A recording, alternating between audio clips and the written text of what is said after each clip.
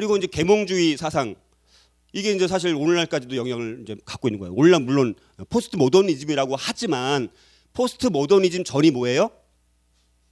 모더니즘이에요. 모더니즘.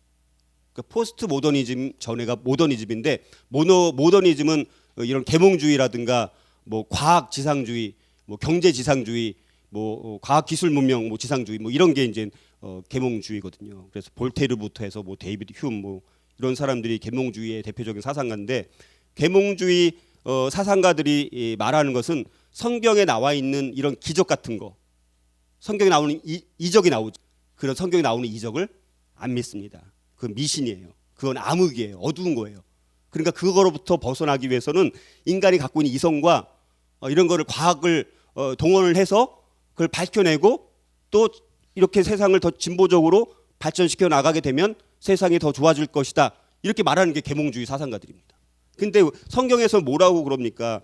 진정한 계몽주의는 요한복음 8장 12절에 보면 나는 세상의 빛이니 나를 따르는 자는 어둠에 다니지 아니하고 생명의 빛을 얻으리라. 성경 예수 그리스도만이 이 세상의 빛이 되는 거예요. 우리가 진짜 계몽주의자예요.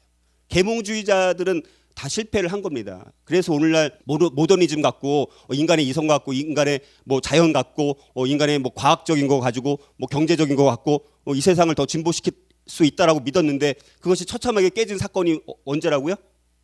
1914년 1차 세계대전 때 이런 낙관주의, 계몽주의적인 이 세상이 더 좋아질 거라는 것에 대해서 다 무너지게 된 거예요. 다른 거예요. 이게 다른 거예요. 그러니까 우리가 구분을 못해. 계몽주의 뭐가 나쁘냐? 예를 들어서 그렇게 다른 사람이 말하면 우리가 뭐라고 대답을 해야 돼요? 오늘 이 말씀을 인용을 해서 우리가 답을 해야지. 그래서 계몽주의가 갖고 있었던 이 세상에 대해서 낙관론적인 그런 세상관이 어떻게 무너졌느냐, 이거를 우리가 설명해 줄 수 있어야 된다라는 거예요.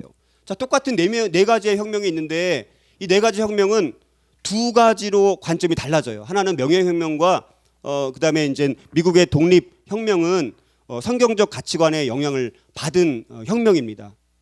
그러나 프랑스 대혁명과 러시아 혁명은 계몽주의의 영향을 받은 혁명이에요.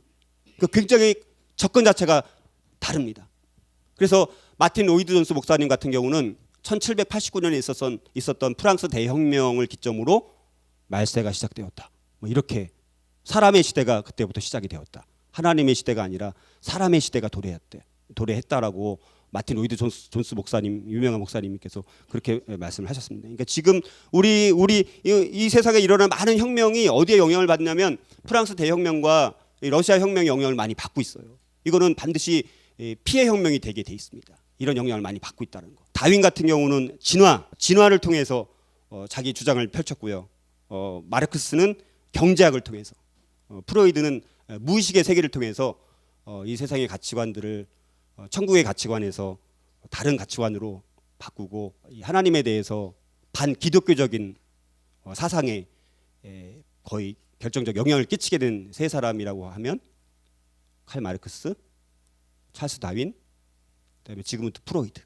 찰스 다윈은 진화론 1859년에 종의 기원이라는 책을 써서 이 세상의 진화론이 이렇게 대두되게 만드는 결정적인 책을, 종의 기원을 쓰게 했던 반면에 이 멘델이라는 사람은 유전의 법칙을 통해서 하나님께서 만드신 이 세상의 과학적 법칙을 오히려 잘 더 설명하는. 그러니까 이게 그 사람의 삶에 따라서 전혀 다른 세계관의 결과를 초래하는 것을 우리가 볼 수가 있습니다. 우리가 창조와 진화에 대한 또 관점을 잠깐만 설명을 드리면, 하나님은 창조 전에 목적이 있습니다. 목적이 있어요. 근데 그 목적이 상실되어 버리면 우리가 잘못 가르치게 되어지고, 창조의 목적에 합당할 때 우리가 구원이 있다라는 것을, 그러니까 창조주 하나님으로부터 우리 이 세상을 시작을 하는데, 근데 진화론자들은 자기들 나름대로 굉장히 체계적으로 접근하고 과학적인 방식을 통해서 이렇게 이제 이걸 인류의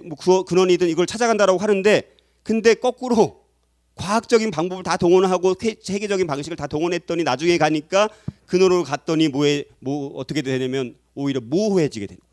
우연에 의해서 뭔가 이렇게 창조되었다, 이렇게. 그러니까 이게 굉장히 창조와 진화의 관점은요, 완전히 하나님을 인정하느냐, 그냥 우연히 이 세상이 만들어지고 우연히 인간이 이렇게 되었다. 뭐 이렇게 말하는 거예요. 오히려 과학적으로 접근하는데 나중에 보면 결론이 뭐예요? 우연으로 끝나요. 우리가 이거를 앞으로 끄집어내야 돼요. 뭐가 이런 사람들의 사상이 영향을 받았고 이들이 정말 사상의 뿌리가 뭔가. 거의 다 유물론이에요. 유물론. 인간을요 인격적인 하나님의 피조물로 보지 않습니다. 거의 유물론, 자연주의 뭐 이런 영향을 다 받아서 이런 것들이 정치, 경제, 또 문학의 영역에 다 영향을 끼치고 있다라고 볼 수가 있습니다. 그리고 또 이 세상을 지금 지배하는 세 사람의 독일의 천재 세 명이 있습니다. 이게 또 이것도 역시 칼 마르크스가 해당이 되고요. 그래서 칼 마르크스가 결국 주장하는 것을 요약을 하면 결국은 혁명을 통해서 또 비판적인 사고의 능력을 통해서 이 세상을 바꿔 나가려고 하게 되는 거예요. 근데 우리는 개혁, 종교 개혁과 같은 개혁과 성경적 세계관으로 세상을 변화시켜 나가야 된다. 이게 굉장히 큰 차이점이고 또 프리드리 니체가 주장하는 것을 결국 결론을 따라가게 되면 권력을 쫓아가야 된다는 거예요. 성공을 쫓아가야지만 이 세상에서 살아남을 수 있다라고 주장을 하는 거예요. 그리고 막스 베버가 주장하는 건 결국 뭐냐? 상대주의입니다. 절대주의가 없다는 거예요. 상대주의입니다. 그리고 합리화된 시스템을 만들어서 그 속에서 살아나야 된다는 거예요. 막스 베버가 주장하는 것을 따르면 이제 뭐 공무원이 되거나 뭐 이렇게 돼야 된다는 거예요. 근데 우리는 하나님의 말씀에 또 절대 가치를 신뢰하는 사람들 아닙니까? 이게 큰 차이점이 있다라는 것을 우리가 인식을 해야 되는데 그런데 이런 것들이 우리 사상 곳곳에 이게 다 스며들어와 있기 때문에 뭐가 그런 영향을 받았는지를 우리 구분하기 어렵다는 거예요. 그걸 앞으로 이 가려내는 훈련을 우리가 하게 되는 거예요. 노예 제도가 없어지는데 가장 결정적인 기여를 했던 사람이 윌리엄 윌버포스. 정치를 통해서 세상을 바꿔가는 거죠. 하나님 나라의 관점으로 세상을 바꿔가는 사람이 있는 반면에 40년간 폭정에 이어서 결국은 비참하게 최후를 맞이하는 카다피 한 사람의 독재로 인해서 40년 동안 수많은 사람들이 폭정 가운데 정말 억압받고 자유가 없는 채 살아왔던 거. 참 이게 정치 영역에서 한 사람이 어떤 사람이 있느냐에 따라서 긍정적으로 바뀔 수가 있고 부정적으로 바뀔 수 있다라는 사례가 되는 사람이 이런 사람이라고 볼 수가 있고요. 그리고 이제 우리 17세기, 18세기 들어오면서 이 자유주의 신학이 이제 들어오게 되었습니다. 그러니까 근대 신학적인 그런 세계관, 이 뭐 계몽주의, 뭐 이성주의, 뭐 합리주의 이런 가치관들이 신학에도 들어오게 되어서 자유주의가 등장을 했습니다. 그래서 사실 오늘날 많은 우리 신학의 노선이 자유주의 신학을 상당히 영향을 많이 받았어요. 근데 그 부분들을 우리가 이 구분해내기가 어렵습니다. 그러니까 설교도 자유주의 신학자와 또 정통주의 신학자 간의 설교 내용도 달라져요. 이게 자유주의 신학을 갖고 있느냐, 정통주의 신학을 갖고 있느냐에 따라서 설교도 달라지는 거예요. 설교가 달라지면 성도들의 신앙도 달라지게 되어 있는 거예요. 그러니까 이게 굉장히 어려운 일이에요. 그리고 이제 우리는 사실 뭐 복음주의 신학을 따른다라고 하는데 또 복음주의도 이 안에 여러 노선이 있습니다. 그러니까 이게 진짜 어떤 게 진짜 복음주의인가? 또 신복음주의. 이 복음주의 안에서도 요즘에는 어떤 게 진짜 말하는 복음주의인가? 오늘날 말하는 또 복음주의는 또 달라요. 그러니까 이런 것들을 구분하기가 너무너무 어렵다라는 거예요. 그러니까 이런 것들을 이제 살펴보는 거예요. 그러니까 세계관이 신학 안에서도 충돌한다. 이거를 여러분들에게 말씀을 드리는 거예요.